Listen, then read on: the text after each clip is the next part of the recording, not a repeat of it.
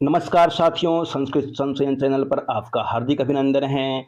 मैं आपके लिए कठोपनिषद से विशेष प्रश्न लेकर के आया हूं। मुझे आशा है आपको अच्छा लगेगा। बहुत अच्छे अच्छे प्रश्न हैं कि आपको आनंद आ जाएगा और परीक्षा में प्रश्नव्य प्रश्न है, संभावित प्रश्न है। तैयार हो जाइए।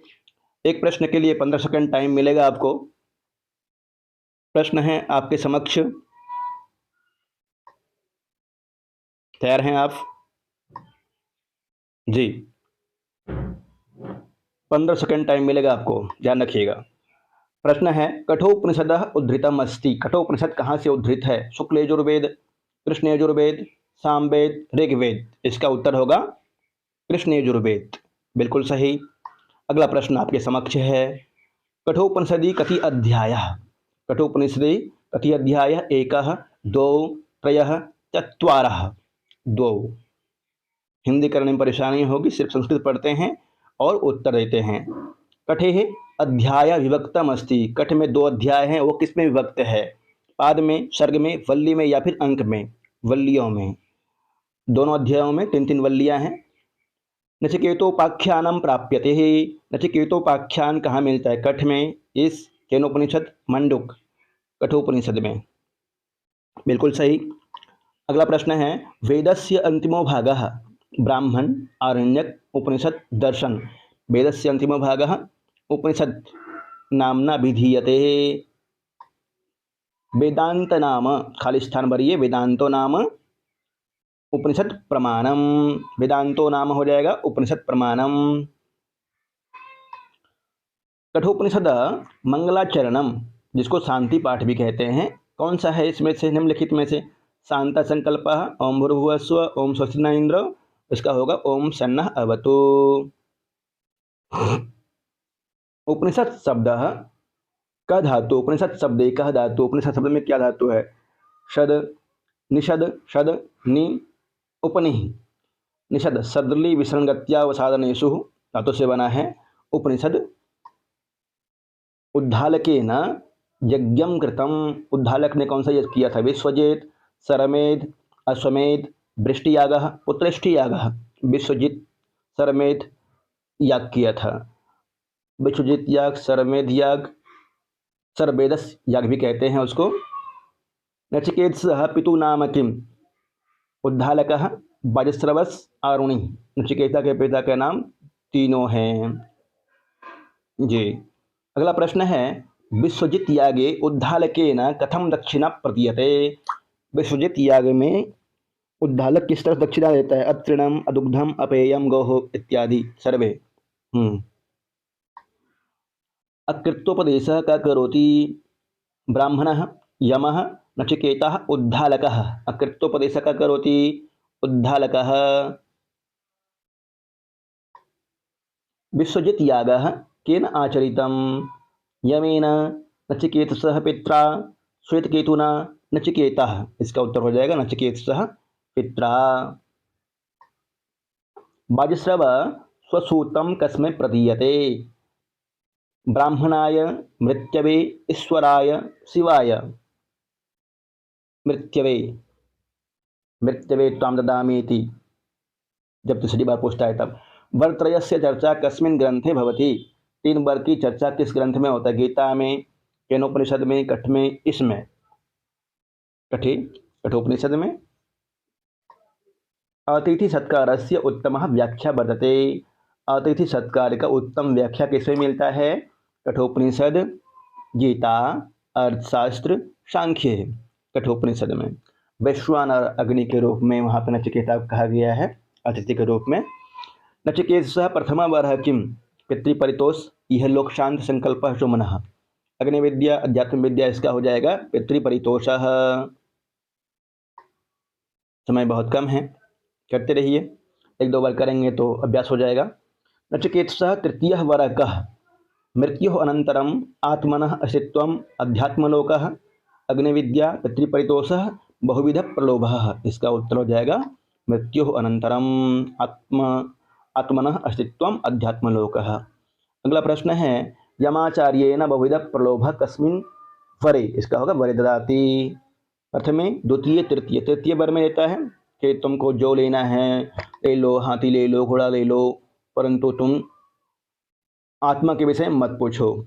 अगला प्रश्न आपके समक्ष है, श्रेय प्रिय मार्गस्य वर्णनम प्राप्यते। श्रेय और प्रिय मार्ग का वर्णन कहाँ पे मिलता है?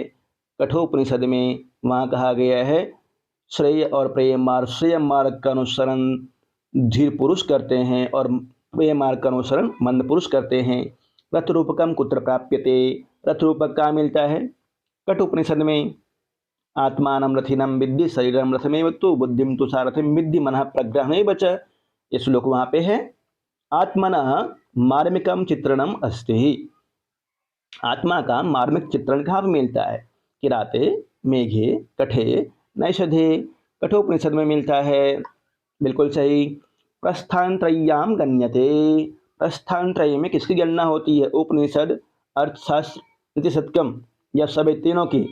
नहीं, इसमें सिर्फ उपनिषद की गणना होती है। प्रस्थानत्रयी आपको मालूम है ना, उपनिषद, भगवद गीता और ब्रह्मसूत्र। अगला प्रश्न है, प्रस्थानत्रयी न गण्यते। प्रस्थानत्रयी में किसकी गणना नहीं होती है? श्रीमद् भगवद गीता, उपनिषद, ब्रह्मसूत्र की गणना होती है, परंतु वेद की गणना नहीं होती है। अगला प्रश्न है आपके समक्ष, प्रथम अध्यायस्य तृतीय वल्याम श्लोक संख्या अस्ति। प्रथम अध्याय के तृतीय वल्ली जो आपको पढ़ना है झारखंड के पीजीटी एग्जाम देने के लिए, उसमें कितने मंत्र हैं बताइए? 15, 16, 17 या 18? 17। इसका उत्तर होगा 17। आप बहुत ही अच्छा पढ़ रहे हैं, पढ़ते रहिए, मेहनत कर रहे हैं आप। अगला प्रश्न आपके समक्ष है, न तत्र सूर्यो भाति न चंद्र तारकम कुतोयम अग्नि। ये मंत्र है, कहाँ से लिया गया है? कठ, गीता, अर्थ या केन? इसका उत्तर होगा कठोपनिषद से लिया गया है। राष्ट्रहित में संस्कृत संशोधन चैनल को सब्सक्राइब करें। धन्यवाद। वाजश्रव विश्वजित यागः किमर्थम कृतम? धनाय, पुत्राय, स्वर्गाय, मोक्षाय। मोक्ष के लिए। कई जगह पे स्वर्ग भी आता है, ध्यान रखिएगा। पितोदकः दग्धतृणः दुग्धदोहः निरिंद्रियः एतान् ददत् कम लोकम प्राप्नोति। मोक्षलोकम, आनंदालोकम, स्वर्गलोकम, भूलोकम। इसका होता है आनंदालोकम। आनंदालोक को जाता है जो इस तरह की गायों को दान करता है। आनंदा नाम ते लोका गच्छति तान् ददत्। आनंदा मतलब होता है नरक लोक। बहुनामी प्रथमो बहुनामी मध्यमः उक्ति कस्य अस्ति। इसका कठ नचिकेतसः। कठोपनिषद में नचिकेता का है, यम का नहीं है, वायुश्रवा का भी नहीं है। यह कठ में नचिकेता का उक्ति है। वहाँ कहता है बहुनामी प्रथमो बहुनामी मध्यमः किंचित् यमस्य कर्तव्यम यन्मयाद्यः करिष्यति ही। यम का ऐसा कौन सा कार्य है जिसको मेरे द्वारा करवाया जा रहा है? अगला प्रश्न आपके समक्ष है, सस्यमिव मर्त्यः पच्यते उक्तिरस्ति। सस्यमिमर्त्यः पच्यते सस्यमिव जायते पुनः। नीतिशतकम, कठोपनिषद, एष केन? यह कठोपनिषद से है। अगला प्रश्न आपके समक्ष है, यमाचार्य द्वारे, यमाचार्य के द्वार पर अतिथि रूपेण नचिकेतसः अस्ति। अतिथि के रूप में नचिकेता कैसे रहता है? वैश्वानर अग्नि, जलम, वायु, चंद्र। वैश्वानर अग्नि के रूप में। यम की पत्नी बोलती है कि द्वार पर वैश्वानर अग्नि के रूप में नचिकेता पधारे हैं, आप चाहिए उसका स्वागत कीजिए, जल पानी दीजिए। अगला प्रश्न है, न वित्तेन तर्पणीयो मनुष्यः। पशु, मनुष्यः, चार्वाक, खगः। इसका उत्तर हो जाएगा मनुष्यः। श्रेय प्रिय मार्गयो श्रेयसः को अभिप्राय। श्रेय और प्रिय मार्ग में श्रेय का क्या अभिप्राय है? मंद, धीर, उभौ या यमः? बोलिए। इसका उत्तर होगा धीरः। और प्रिय का मंदः। सर्वे वेदाः कम पदम आमनन्ति। सभी वेद किस पद का आचरण करते हैं? ओम, यम, नचिकेतसः, उद्धालकः, सर्वे वेदाः ओम इति पदम आमनन्ति। अनुरणीयान महतो महीयान कह। अणु से भी सूक्ष्म और महतो महीयान बड़ा से बड़ा है, ऐसा क्या है? यमः, नचिकेतसः, आत्मा, मनुष्य। बोलिए इसका उत्तर आत्मा होता है जी। अगला प्रश्न है, अंगुष्ठमात्रः पुरुषः मध्य आत्मनि तिष्ठति उक्ति अस्ति। यह उक्ति कहाँ की है? इस नीति कठ मेघदूतम ईशोपनिषद या फिर कठोपनिषद से, कठोपनिषद से है। बहुत अच्छा। अगला प्रश्न आपके समक्ष है। रथ रूप के रथी अस्ति। रथ रूपक में रथी कौन है? आत्मानं रथिनं विद्धि शरीरं रथमेव तु बुद्धिं तु सारथिं विद्धि मनः प्रग्रहमेव च। रथी आत्मा। बहुत अच्छा। वहाँ पे कहा गया है आत्मानं रथिनं विद्धि शरीरं रथमेव तु बुद्धिं तु सारथिं विद्धि मनः प्रग्रहमेव च। इंद्रियाणि हयानाहु विषयास्तेषु गोचरान्।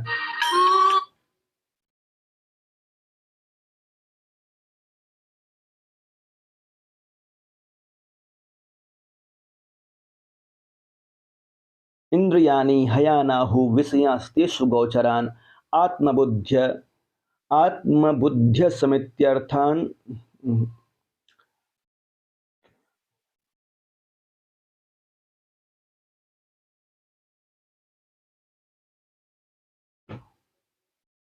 इंद्रियाणि हयानाहु विषयास्तेषु गोचरान् आत्मबुद्धि मनोयुक्तम मनीषिणः। इस तरह से कहा गया है आत्मबुद्धि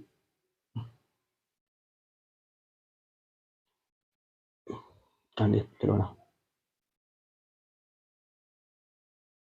वहाँ पर आत्मा को रथी कहा गया है, शरीर को रथ कहा गया है, बुद्धि को सारथी कहा गया है, मन को लगाम कहा गया है, इंद्रियों को घोड़े कहा गया है और रास्ता चलने उसका चलने की जगह है गौचरान। इंद्रियों का मार्ग, शब्द स्पर्श रूप रसगंध रथ का चलने की जगह। अगला प्रश्न आपके समक्ष। रथ रूप के हयः अस्ति। रथ रूपक में हय क्या है? मन, बुद्धि, इंद्रिय, विषय। इसका उत्तर हो जाएगा हयः इंद्रियः। बिल्कुल सही। अगला प्रश्न है भयात् अग्निस्तपति भयात् तपति सूर्यः प्राप्यते। यह कहाँ मिलता है? कठ, केन, प्रश्न, गीता। बताइए। कठोपनिषद में भयात् अग्निस्तपति भयात् तपति सूर्यः। अगला प्रश्न आपके समक्ष है रथ रूप के शरीरम अस्ति। रथ रूपक में शरीर किसको कहते हैं? रथ रूपक से एक क्वेश्चन होता है साथियों, ये अच्छी तरह से याद कर लीजिए इसको। रथी, सारथी, रथम, हयः। इसका उत्तर होगा रथम। अगला प्रश्न आपके समक्ष है इंद्रियस्य अर्थः। इंद्रियस्य अर्थः अस्ति। क्या है इंद्रिय का अर्थ? इंद्रियेभ्यो परा ह्यर्था अर्थेभ्यश्च परम मनः मनसस्तु परा बुद्धि बुद्धिरात्मा महान परः। ये वाला श्लोक तो आपको याद ही होगा। बताइए इंद्रियस्य अर्थ क्या होता है? शब्द स्पर्श रूप रस गंध होता है। बहुत अच्छा। अगला प्रश्न देखिए मनसस्तु परा कः। मनसस्तु किं भवति परा? बुद्धि, मनः, आत्मा, इंद्रिय। बताइए। श्लोक याद है ना? इंद्रियेभ्यो परा ह्यर्थः अर्थेभ्यश्च परम मनः मनसस्तु परा बुद्धि बुद्धिरात्मा महान परः। 6 श्लोक है साथियों, उसको अच्छी तरह से याद कर लीजिएगा। प्रथम अध्याय तृतीय वल्ली 10 से लेकर के 15 श्लोक तक। शानदार। यदि याद नहीं है तो याद कर लीजिए, मुझे विश्वास है आप याद करेंगे जरूर। जी बिल्कुल शानदार। आगे देखते हैं महतः परम किमस्ति। बुद्धि, आत्मा, मनः, अव्यक्तम। यह प्रश्न पिछली बार आया हुआ था। महतः परम अव्यक्तम अव्यक्तात् पुरुषः परः पुरुषान्नः परम किंचित सा काष्ठा सह परा गति। थोड़ा समय और देता आपको 30 सेकंड तो अच्छा रहता। खैर कोई बात नहीं, कर लीजिए। तस्मात् परम किमपि नास्ति। पुरुषात् परम, अव्यक्तम, बुद्धि या आत्मा। अगला श्लोक है वहां पे महतः परम अव्यक्तम अव्यक्तात् पुरुषः परः पुरुषात् न परम किंचित। कहा गया ना वहाँ पुरुषात् न परम किंचित सा काष्ठा सा परागति। पुरुषात् परम किमपि नास्ति। अगला प्रश्न है का काष्ठा का परागति। कस्य काष्ठा का परागति, कस्य परागति, ये भी प्रश्न हो सकता है। आत्मा, पुरुषः, अव्यक्तः, मनः। इसका उत्तर हो जाएगा पुरुषः।